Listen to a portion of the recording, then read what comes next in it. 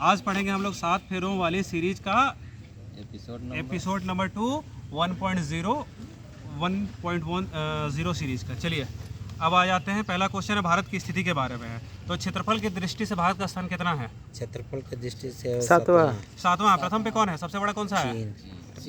रूस। सबसे बड़ा रूस है। इसका दूसरा नंबर पे क्या है? कनाडा। तो तीसरा नंबर पे क्या है?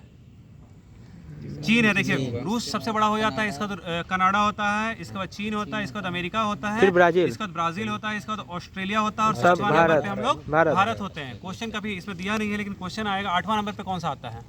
8वां में कौन? अर्जेंटीना। 8वां नंबर पे अर्जेंटीना आ जाता है। तो हम लोगों को किसको जानना? पहला रशिया हो गया, 6वां पे ऑस्ट्रेलिया है, 7वां भारत है, 8वां अर्जेंटीना हो जाता है। ठीक है। क्षेत्रफल की दृष्टि से सबसे बड़ा क्षेत्रफल की दृष्टि से ये 7वां हो गया। और विश्व की जनसंख्या का लगभग कितना परसेंट भारत में रहता है? 17.5%। ठीक है। और भारत का क्षेत्रफल संपूर्ण विश्व के क्षेत्रफल का कितना है? 2.42%। 2.42 झारखंड का है और ये 2.4 है। यहाँ पे देखिए झारखंड जो है सेम है। झारखंड जो है 17% लेता है और ये 17.5% है जनसंख्या में और 2.4 है ये। ठीक है। और बताइए भारत का कुल क्षेत्रफल कितना है?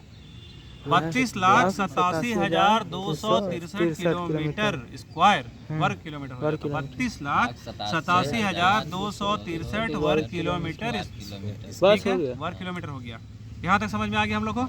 अब आ जाते हैं हम लोग हेनले लूप संरचना। ये क्या संरचना है इसके बारे में देखते हैं। हेनले लूप संरचना, इसका संबंध बताइए कहाँ से है? हेनले लूप संरचना का संबंध शरीर की किडनी से है। फिनलैंड का राजधानी पहुंच गया। किडनी का कार्य क्या है बताइए? रिफाइनिंग करना। हाँ, ब्लड का फिल्ट्रेशन काम है। किडनी की जो इकाई होती है उसको क्या बोलते हैं? नेफ्रॉन बोलते हैं। हेनले लूप का कार्य क्या होता है? ये हेनले लूप जो है किडनी से संबंधित और इसका कार्य है जल का अवशोषण करना। जल का अवशोषण, बॉडी में तो जल जाता है उसका अवशोषण करता है हेनले लूप। ठीक है। अच्छा किसके बताइए किसके आरबीसी में केंद्रक पाया जाता है उसका नाम बताइए तो? ऊंट और लामा का नहीं। ऊंट और लांबा के आरबीसी में केंद्रक पाया जाता है, बाकी किसी में नहीं पाया जाता है।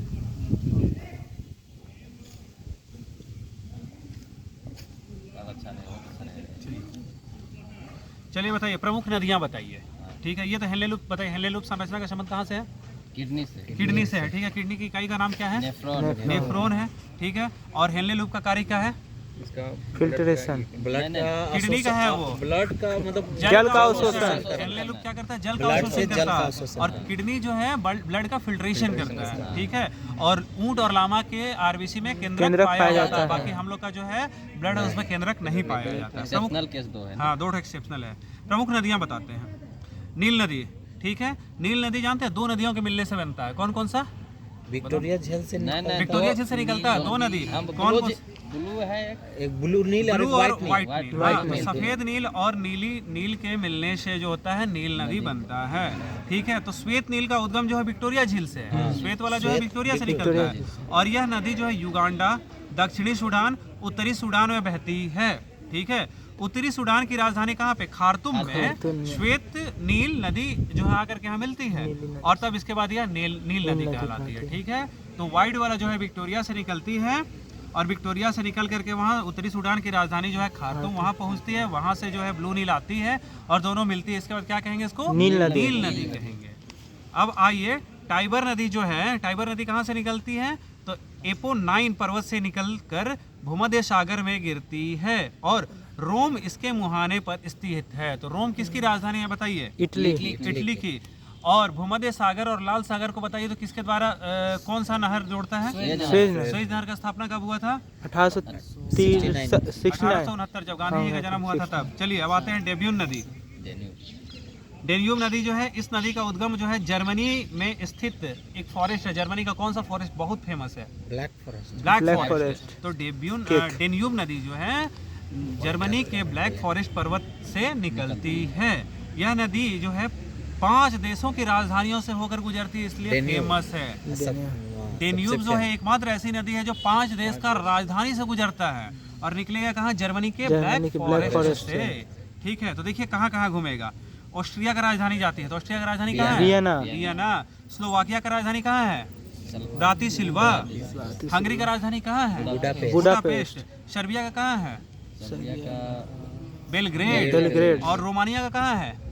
बुखारेस्ट। बुखारेस्ट। देखिए आ जाएगा हंगरी का बुडापेस्ट है, हंगरी का बुडापेस्ट है, बुढ़ा वाला नहीं होता, बुडापेस्ट वो है, और रोमानिया का बुखारेस्ट। ठीक है, ये समझ में आ गया हम लोग को। डेन्यूब नदी एकमात्र ऐसी नदी है जो जर्मनी के ब्लैक फॉरेस्ट से निकलती है और 5 देश की राजधानियों से होकर गुजरती है। ठीक है, और डेन्यूब नदी को जानते हैं ग्रीन रिवर भी कहा जाता है। ग्रीन। कैसा river? Green river. Green. Hungary में घास के मैदान को क्या कहेंगे? हंगरी में नहीं स्टेपिस पहुंच रहे है। हैं आप? पुस्ताज। ठीक है, बहुत बार आया क्वेश्चन। हंगरी में घास के मैदान को क्या कहेंगे? पुस्ताज कहेंगे। अब आते हैं हडसन नदी। हडसन नदी बताइए, यह अमेरिका की प्रमुख नदी है, यूएसए की प्रमुख नदी है, जिस पर न्यूयॉर्क शहर बसा है। क्वेश्चन आएगा डायरेक्ट कि न्यूयॉर्क शहर किस नदी के किनारे है? हडसन नदी के किनारे है। और दिल्ली बताइए तो कौन नदी के किनारे है? यमुना नदी के किनारे है। और देखिए पोटोमेक नदी पर जो है संयुक्त राज्य अमेरिका की राजधानी वाशिंगटन डीसी है। तो वाशिंगटन डीसी कौन नदी के किनारे है? पोटोमेक नदी के किनारे है। अब जाते हैं फाइबर ऑप्टिक्स को देखते हैं। यहाँ तक हम लोग को समझ में आ रहा है? फाइबर ऑप्टिक्स का जनक कौन है बताइए तो? नरेंद्र कुछ करके नरेंद्र सिंह कपानी। इनको जो है पद्म विभूषण दिया गया था 2021 में। तो फाइबर ऑप्टिक्स जो है किस सिद्धांत पे कार्य करता है? Total internal reflection. हाँ, टोटल इंटरनल रिफ्लेक्शन पे कार्य करता है नरेंद्र सिंह कपानी। अब आ जाते हैं प्रमुख जल संधियां देखते हैं। तो अंडमान निकोबार और दक्षिणी चीन सागर के मध्य कौन सा जल संधि है? अंडमान निकोबार और दक्षिणी चीन सागर के बीच। दक्षिण सुंडा तो अंडमान और हम लोग का यहीं भी सुंडा करते हैं। अंडमान और दक्षिणी चीन वहां पे चल जाइए तो वहां पे आ जाए मलक्का जल संधि है। दक्षिणी चीन में बहुत ज्यादा माल है, इसीलिए मलक्का। ठीक है, माल में बहुत सारा करेंसी है वहाँ पे ना, इसीलिए उसको कैप्चर करने खोजता है, वियतनाम को और वो सबको कैप्चर करने खोजता है। तो अंडमान सागर और दक्षिणी चीन सागर के मध्य जो है मलक्का जल संधि है। फारस की खाड़ी और ओमान की खाड़ी के बीच में कौन सा है? हॉर्मूज की खाड़ी। ठीक है, फारस की खाड़ी और ओमान की खाड़ी के बीच में कौन सा है? हॉर्मूज की खाड़ी है। देखिए यहाँ पे है, यहाँ पे देखिए ये वाला का बात हो रहा है। इस जगह पे ये जो जाएगा अंडमान है, यहाँ दक्षिणी चीन सागर है। ठीक है, तो ये वाला जो जाता है, इसलिए सिंगापुर बहुत ज़्यादा का है फेमस होता है। यहाँ पे जितना सारा इधर से आता है सब यहीं पे डॉकिंग करता है, तो वही सब पैसा से लोग रईस हो गया है। ठीक है, चलिए ठीक तो बना के रख लिया सब, पूरा बना करके देखना होगा। अब आते हैं भूमध्य सागर व अटलांटिक महासागर के मध्य कौन सा संधि है? क्या हुआ? कुछ नहीं पता। भूमध्य सागर और अटलांटिक महासागर के मध्य कौन सा? जिब्राल्टर की संधि। सारा जल संधि हो गया। और लाल सागर और भूमध्य सागर के बीच स्वेज नहर। चारों हो गया। चलिए बताइएगा फिर से, मलक्का किसका बीच में है? दक्षिणी चीन उत्तरी कहाँ से? दक्षिणी अंडमान बोले तो ठीक लगेगा। नीचे।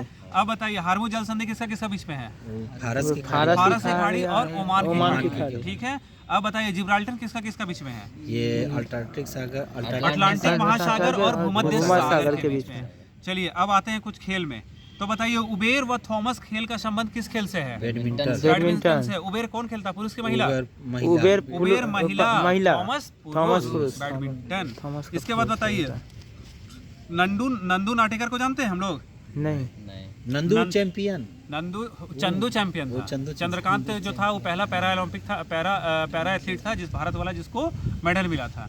ठीक है, उसको पिक्चर बना दिया तो अभी अवार्ड दे दिया उसको। सोच लीजिए फिल्म का कितना पावर है। तो नंदू नाटेकर प्रथम भारतीय थे जिन्होंने 1956 में बैडमिंटन में अंतर्राष्ट्रीय खिताब जीता था। कौन? नंदू नाटेकर। हम लोग का नंदू है, बहुत नाटक करता है ना, तो 1956 में बैडमिंटन का पहला जीता था। चलिए वेलिंगटन ट्रॉफी का संबंध किससे है? नौका। हाँ, रोइंग उसको इंग्लिश में कहते हैं, हिंदी में नौका दौड़ है। ठीक है, डेविस कप का संबंध बताइए तो किससे है? डेविस कप फुटबॉल से होगा।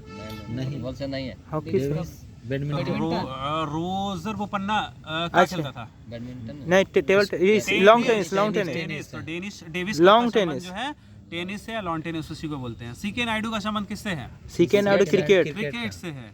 और सीके नायडू की बेटी का नाम है चंद्रा नायडू। ये प्रथम भारतीय महिला कमेंटेटर। ठीक है, क्या नाम है इनका? चंद्रा नायडू। ठीक है, चलिए बताइएगा कुछ ट्रॉफी है किससे संबंधित है? थॉमस कप बताइए। थॉमस बैडमिंटन, बहुत बढ़िया। डूरंड का बताइए। फुटबॉल, फुटबॉल से संतोष ट्रॉफी बताइए। क्रिकेट, फुटबॉल संतोष। संतोष ट्रॉफी कौन जीता है? संतोष ट्रॉफी पश्चिम बंगाल, राइडर कप बताइए कौन जीता है? सॉरी, राइडर कप किससे संबंधित है? ये ऐसे मार गोल्फ। गोल, बहुत बढ़िया। देवघर ट्रॉफी बताइए। क्रिकेट। क्रिकेट से है। दिलीप ट्रॉफी बताइए। ये भी क्रिकेट। क्रिकेट, बहुत बढ़िया। रणजी बताइए। क्रिकेट, बहुत बढ़िया। सुल्तान अजलान शाह कप बताइए। ये भी फुटबॉल से है। हॉकी से। है। सुल्तान अजलान शाह हॉकी से। और मोहन बगान बताइए। ये फुटबॉल से मोहन है। बगान फुटबॉल से है। बहुत ठीक पुराना है। है। अब बताइए, भारत के कुछ सीमावर्ती पड़ोसी देशों की लंबाई के हिसाब से बताना है। तो पहले बताइए हम लोग को कि भारत से कै गो देश का सीमा लगता है? 7 गो। उसका कोड का था? बचपन में MBA। ठीक है, कोड का था बाबू बताओ? बचपन में MBA। तो B से हो गया बांग्लादेश, C से हो गया चाइना, P से हो गया पाकिस्तान, N से हो गया नेपाल, मे वाला हो गया M से हो गया म्यांमार, B से हो गया भूटान, और फिर हो गया A से अफगानिस्तान। तो सबसे ज्यादा बताइए तो हम लोग का किससे लंबाई टच होता है? बांग्लादेश से। और बांग्लादेश, सॉरी वही नाम के हिसाब से। ठीक है, बांग्लादेश से। ठीक है, तो बांग्लादेश का सबसे ज्यादा है। किताबों में 40-96 देता है, यहाँ पे 40-97 लिखा है। वही है। चेंज हो गया ये। थोड़ा से ठीक है, 1 किलोमीटर का है। ठीक है, लैंड तो बाउंड्री किया हो, कहीं चेंज हुआ होगा कुछ? हाँ ठीक है ना। तो बांग्लादेश से है 40-97 है। चाइना से है 34-88 है। ठीक है, चाइना से कितना है? 34-88। चाइना सेकंड पोजीशन पे रखता है। तीसरा पे पाकिस्तान आता है 33-23। ठीक है, 40-96, 34-88, 33-23। ठीक, इसके बाद आता है नेपाल 1751 1751 होता है, 1751 आता है। इसके बाद आता है नेपाल के बाद आएगा म्यांमार 1643। ठीक है, इसके बाद भूटान आता है 699। इसके बाद अफगानिस्तान आता है 106। यही हो गया। फिर देखिएगा हो जाएगा। अब देखिए, भारत में कुल 43 विश्व धरोहर हैं, जिसमें 35 गो सांस्कृतिक है, 7 गो प्राकृतिक है और 1 गो मिश्रित धरोहर है। कितना है टोटल? कितना है?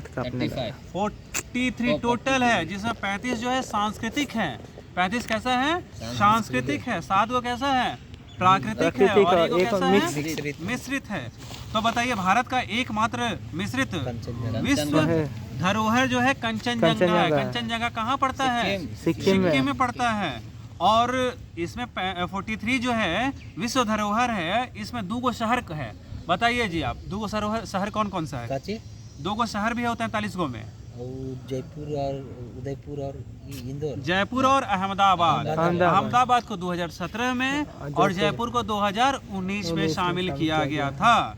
ठीक है, तो 2 गो शहर कौन कौन सा है बाबू बताओ? जयपुर और अहमदाबाद। अहमदाबाद को 17 में और जयपुर को 19 में। अब बताइए, चंडीगढ़ का जो कैपिटल है, चंडीगढ़ का कैपिटल कॉम्प्लेक्स जो है, उसको कौन बनाया था? ली कार्बूसियर ने बनाया था। एक और क्वेश्चन आ रहा है, जर्मन सिल्वर में बताइए क्या क्या पाया जाता है? जर्मन सिल्वर में सिल्वर नहीं पाया जाता। ठीक है, तो क्या क्या पाया जाता है? तांबा पाया जाएगा, जिंक पाया जाएगा और निकेल पाया जाएगा। ठीक है, जर्मन सिल्वर में क्या क्या पाया जाएगा? तांबा, जिंक और निकेल पाया जाएगा। ठीक है, ये हो गया हम लोग को जर्मन सिल्वर और जनरली क्वेश्चन देता है। तो क्या क्या पाया जाएगा बताओ? तांबा, जिंक और निकेल। बहुत बढ़िया। ठीक है, रोल गोल उसी को ना बोलते हैं? रोल गोल उसी को नहीं बोलते हैं। वो एल्युमिनियम का रहता है, एल्युमिनियम और रत्ती रहता है तांबा। रोल गोल में एल्युमिनियम और तांबा। भारत के परमाणु विद्युत गृह तो तारापुर कहाँ पे है? महाराष्ट्र में। रावत भाटा कहाँ पे है? राजस्थान में। कल्पकम कहाँ है? तमिलनाडु में। नारोरा कहाँ है? उत्तर प्रदेश। यूपी में है। काकरापाड़ा कहाँ है? गुजरात में। कैगा कहाँ है? कर्नाटक में। कुंडनकुलम कहाँ है? तमिलनाडु में। रूस की सहायता से है। ठीक है, चलिए, तो ये तो हो गया, हम लोग को याद ही है। भाभा परमाणु अनुसंधान केंद्र का मुख्यालय कहाँ पे है? ट्राम्बे, मुंबई में। इसकी स्थापना बताइए कब हुआ था?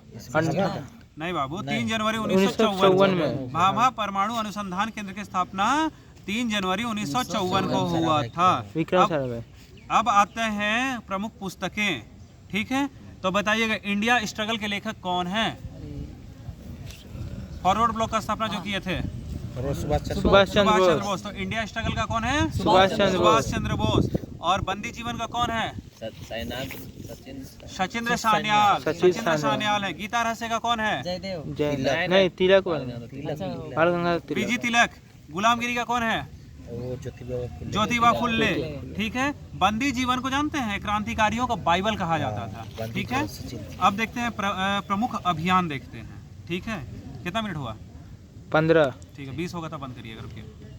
ऑपरेशन मेघदूत बताइए तो कहाँ चला था? सियाचिन में। ऑपरेशन मेघदूत चला था सियाचिन लद्दाख में 1984 में। ठीक है, ऑपरेशन विजय कहाँ चला था? कारगिल विजय पे चला था 26 जुलाई 1999 में लद्दाख में। ऑपरेशन पोलो कहाँ चला था? हैदराबाद को उसी को विलय किया के था, लिए। विलय जो किया था। और देखिए, ये तो छत्तीसगढ़ का नहीं है, छोड़िए। अब देखिए प्रमुख रोग आ गया। अभी हम लोग रोग पढ़ रहे थे, तो प्रोटोजोआ से रोग होता है क्या क्या? देखिए, पापा काम पे सोते हैं, पापा जो है काम पे सोते हैं, तो ये ट्रिक है। पापा से हो गया पायरिया। पायरिया कहाँ होता है? मुंह में, दांत में। ठीक है, अब देखिए काम से हो गया, का से हो गया कालाजार, अब माँ से हो गया मलेरिया, पे से हो गया पेचिस, और सोते से हो गया, सोने का काम किसमें होगा? निद्रा रोग में होगा। ठीक है, तो सोने का काम निद्रा रोग में होगा। तो प्रोटोजोआ से होने वाला रोग का कोड बताइए क्या है? ठीक है, तो पापा से क्या हो गया? पायरिया हो गया। काम में का से का हो गया? कालाजार हो गया। और माँ से का हो गया? मलेरिया हो गया। पे से का हो गया? पेचिस हो गया। सोते से क्या हो गया? निद्रा रोग हो गया। ठीक है, तो मलेरिया रोग जो होता है किससे होता है? प्लाज्मोडियम से होता है। ठीक है, ये हो गया प्रमुख, ये प्रोटोजोआ वाला खत्म हो गया। अब आते हैं इमारतों का कुष्ठ रोग किसको कहते हैं? अम्लीय वर्षा को कहते हैं। इमारतों का कुष्ठ रोग क्या होता है? अम्लीय वर्षा। नींद आ रहा है क्या आपको? नहीं, चलिए ना। अब ज्यादा बोल, 4 ओवर फेंक दिया। नहीं जी, नहीं, ठीक है। अब आते हैं 4 ओवर में, हर ओवर में 3 आते हैं। भारतीय क्रिकेट टीम का पहला डे नाइट मैच कहाँ पे खेला गया था? भारत में की विदेश? भारतीय क्रिकेट टीम का, तो भारतीय टीम का भारत में ईडन गार्डन में कलकत्ता में खेला गया था, जो भारत और बांग्लादेश के मैच हुआ था। सबसे ऊंचा तब ना पिंक बॉल का बोल रहा है। नहीं, पिंक बॉल का दूसरा भी आएगा। पहला वनडे ना हो गया, पहला डे नाइट मैच है ये। डे नाइट, दिन और रात दोनों खेले। डे नाइट में उधर ऑस्ट्रेलिया भी हुआ है बहुत पहले, धर्मशाला में, उसको हाइब्रिड पिच बोलते हैं।